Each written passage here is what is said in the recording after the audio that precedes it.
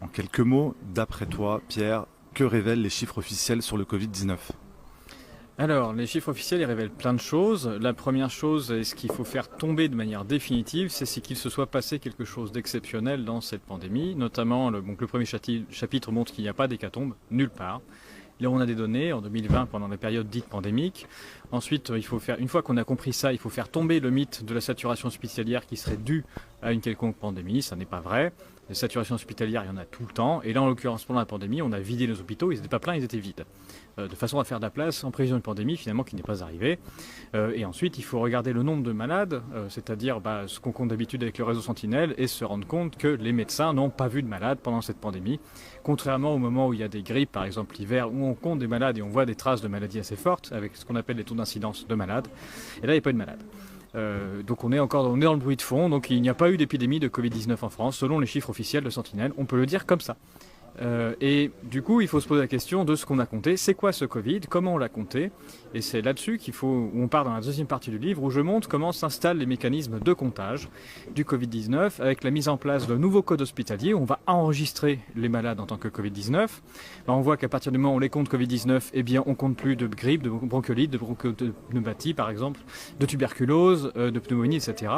Et finalement, Covid-19, c'est le rassemblement de tous les autres codes des maladies respiratoires habituelles, ce qui fait qu'on compte ça. Ça, c'est la première phase. Et puis, je rentre aussi dans la discussion des tests, où à partir du moment où on met en place les tests, eh bien, on quitte la réalité. Avant, on compte des malades, et à partir de là, on compte des tests positifs, et la pandémie devient une pandémie de tests positifs. Et je montre avec les chiffres du ministère de la Santé qu'il n'y a pas le moindre rapport entre un malade et un test positif. Donc on est en train de quitter le sol, de quitter la réalité, de compter du n'importe quoi et de faire peur avec du chiffre plutôt qu'avec des malades. Et c'est pour ça que les médecins n'ont pas vu de malades. Il n'y a pas eu de pandémie au sens malade. Il y a eu une pandémie de tests positifs, c'est-à-dire qu'ils ne veulent absolument rien dire.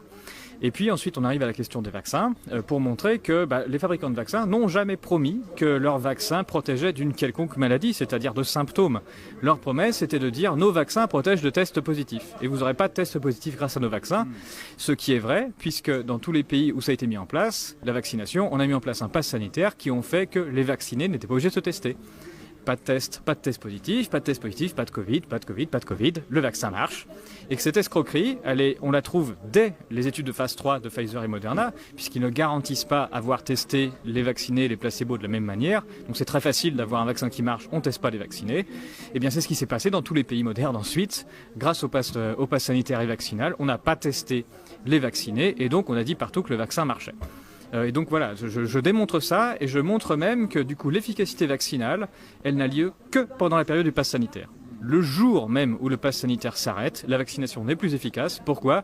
Parce qu'on teste les vaccinés plus que les non vaccinés à ce moment-là. Et donc tout s'effondre. Donc la totalité de ce qu'on a vécu, voilà le triptyque, la thèse vaccin passe, ça permet de mettre en place une escroquerie qui aurait marché avec n'importe quoi. Et c'est l'objectif de ce livre, de tout démontrer avec les chiffres officiels, tout à l'appui. Puis bon, je finis et j'ouvre sur le monde de la finance et sur le fric qu'a rapporté la totalité de cette crise aux différents acteurs financiers, mais pas que d'ailleurs, pendant toute cette période.